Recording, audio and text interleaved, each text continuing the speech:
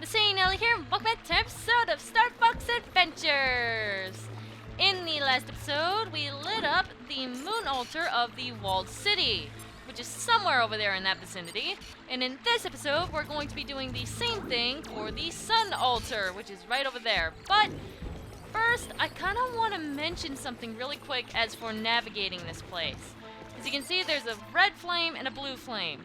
Blue flame is always the moon portion of this area, but if you go up here right now and try to go to the moon portion of this area, it's blocked off by the sun. That's because it is daytime right now, so we cannot, if we didn't already do the moon portion of this area, we would not be able to access the moon altar.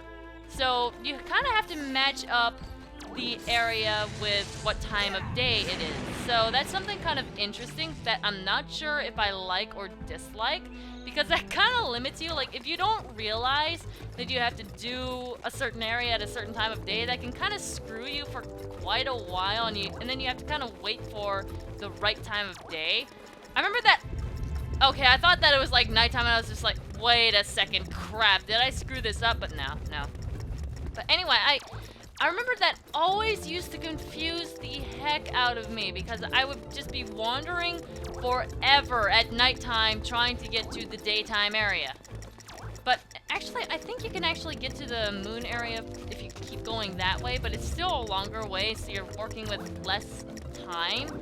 I'm actually not sure if you can actually get there or not, but still, it's still limiting and very confusing if you don't realize this beforehand. Anyway, here's the sun altar. Where is Tricky? I'm running out of time. Tricky, blame it right now. There we go, done. So now we have both the moon and sun lit up, and now we can go underground. Sweet, awesome. Let's see what's over here. It's just a poke egg.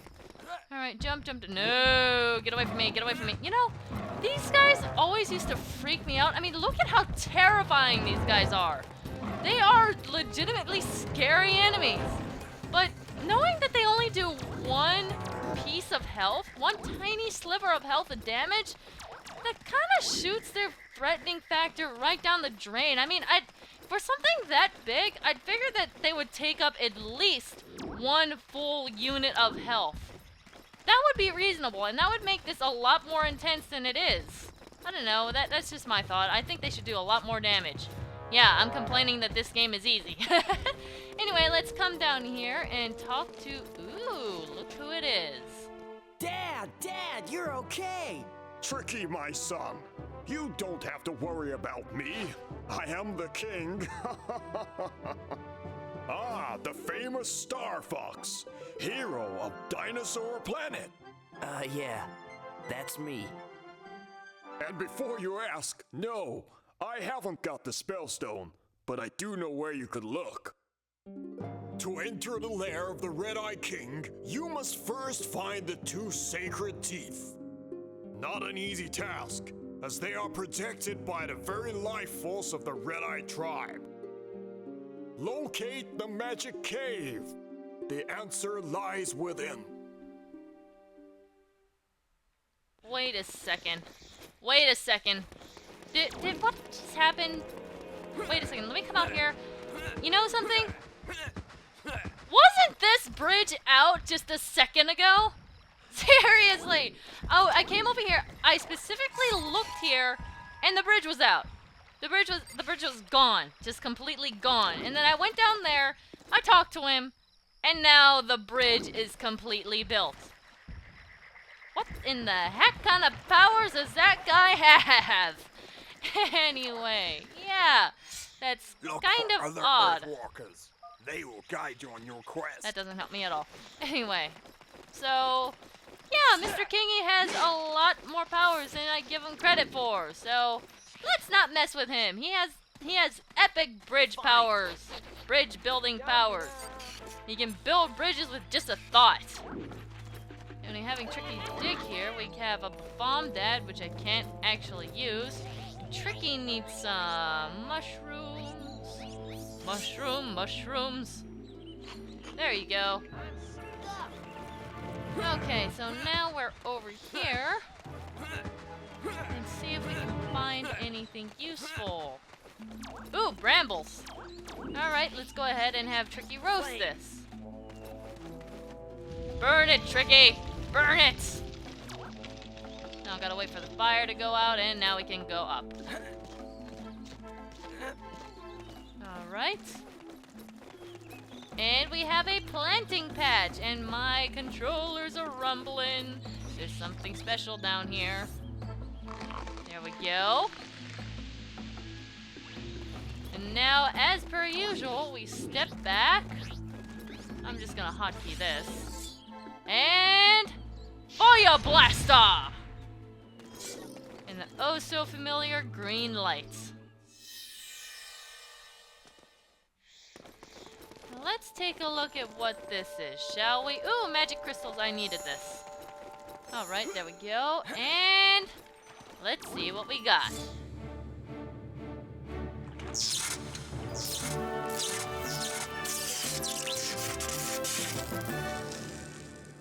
You have collected the Super Groundquake. It's an upgraded version of the most useless skill in the game, almost.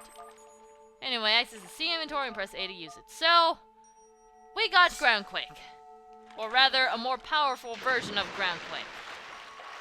So, that's kind of nice, I guess. It's interesting. I think it costs more mana, so it... Or, not mana. MMORPG fangirl in me is speaking. But it costs more energy to use, I think, so it's kind of... I don't know how I feel about it, really. It's just kind of that one skill that I never use, other than the areas where it's specifically intended for you to use them. I don't know. Anyway, if you come over here, I just want to kind of look around over here before I leave. There's bomb spore plant. I guess that's where you would actually get that. And we have another planting patch here. Let's see what's up here. Alright. Step back. And boom. Now we enter through here, we get crates. And a Bafomdad, okay. What's with these crates, though? Can't even pick them up unless I'm a shark claw. Oh well. Am I back out here? I just want to explore just a little bit. Okay, and this just takes us over here where our thing is. Okay. The secret of the river can be found amongst the leaves. Secret of the river can be found amongst...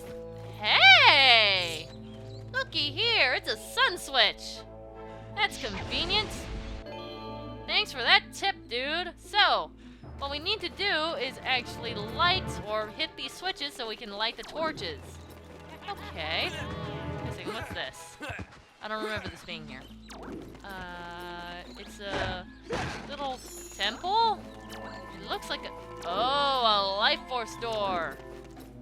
If there's a life force... Ouch! If there's a light force door there, what do you think we have to do? What's the only type of enemy we've seen thus far? That's right, Red Eyes, or T-Rexes, or whatever you want to call them. Anyway, let's come up here. With a weapon so powerful, maybe you are the one who can defeat the Red Eye. You betcha, good sir. I am all-powerful with my flashy little staff. Anyway, there's the second torch. Now, there's two more elsewhere. We're not going to find any more here. But, for the meantime, we're going to take out some Red Eye along the way. And if you haven't guessed, yes, we need the Groundquake to do this. Now, we want him to run up to us, do that, and he's going to fall... What? I'm in his butt! Nice aim! Anyway, you can't defeat him just by hitting him. You have to actually launch a fireball at him. So it's all magic fighting these things. All magic. That's why there's so many magic plants around here. Anyway, let's go ahead and do this. Boom! As you can see, it takes a longer time to cast the thing too, so I don't know, it's kind of iffy whether or not I like it. I like it because I can take out the Red Eyes. That's really nice, but you know, it's just kind of one of those things. Just one of those things where it's really specific when you need to use them. Anyway, an alternative to using fire and ice to defeating these things. If you don't want to waste your magic, I want you to follow me this time. Yeah, there we go. An alternative is to just do that, have him fall over, get your tail away from me, grab this, and throw it at him. And he dies in one hit. So, yeah, red eyes, not as threatening as they first seem, are they? Anyway, if we come over here, there's another one of these guys in the vicinity. He's standing in a random hole. What are the red eye hiding behind the life force door? Oh, gee, I don't know. Anyway, here's the third switch. And now there's just one more to find. As you can see, if you've seen the Earthwalkers around, you know where they are. They're always standing near it, so it's not really that difficult to find. I mean, they're all over the place. Anyway, let's see. I think the last one's over here. Yep, there he is. He's right over by the R-Wing. Okay. Talk to you. Our tribe will not return until all of the red eye are banished. Okay. So I'm assuming you just want me to do that for you, sir? You just want me to take care of all your problems, don't you? Anyway, as you can see, that starts up the ring minigame! Yeah! Wonderful. More ring hopping. So anyway, it starts over here. Since we're kind of in the area already, we'll go ahead and do this. But, yeah, more ring racing. Hopefully this one isn't quite as unforgiving as the one in the Cloud Runner Fortress. Anyway, let's do this. Go! At least they don't waste my time with the cutscene. That was kind of rude. The Cloud Runner Fortress, just start the thing and it burns like 4 seconds just showing you where to go. That really sucked. Anyway, this one's kind of different from the other one because if you go through a ring this time, you actually get time added. So that's really nice. It's really basic, honestly. You just need to keep on going. As long as you don't stop, then you're pretty much good. You can practically always see where the next ring is anyway, so it's kind of just holding forward on the analog stick. Anyway, go to the side there. Now hop up here, run through. 9, 8, 7, 6, 14. Alright, I think we're good here. I think we're good. Kind of gets a little tighter and tighter each time you go through a ring, but I think that's the last one over there. 8, 7, 6, 5, 4. Uh-oh. Wait a second. Nope! Nope! Hey! I did it! Yay!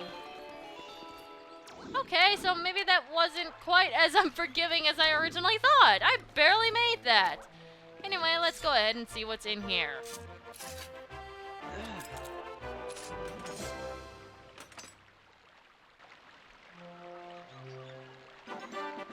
Alright! We got the dentist's dream. It's a perfectly flawless silver red-eye tooth. Alright, so we got a red-eye tooth. That tooth is quite huge. Okay, so up and up and up and up and up and up and up and up and up. Long ladder is long. Anyway, if you haven't guessed, if we didn't do the whole ring challenge thing, that thing would be locked up tight. So, good thing we did that rather quickly, and I think there's actually only one red eye left. That is convenience at its finest. Oh, Mr. Red Eye! Mr. Red Eye! I have a groundquake for you with your name on it, along with an explosion. Ouch! Do not want your teeth, good sir. No, stop hugging me. It hugged me! It hugged me! Okay, and now throw. That was a blind throw, but I did not miss. And that takes down the Life Force door. Now, if I can just make it over there, it's over there, I think. Yeah, that's it over there. Okay. So go across the bridge to the right. And back up to the little temple thing. You know, this place is really, really cool looking. I really like this place, but some of it can be a little confusing if you don't know where to go in the first place. I don't know. I really like this place and I like spending time here. Maybe not as much as the Cloud Runner Fortress, but it is fairly nice. Speaking of Cloud Runners, wow!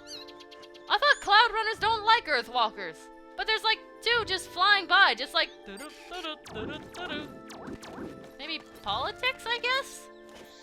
Anyway, here's our second prize.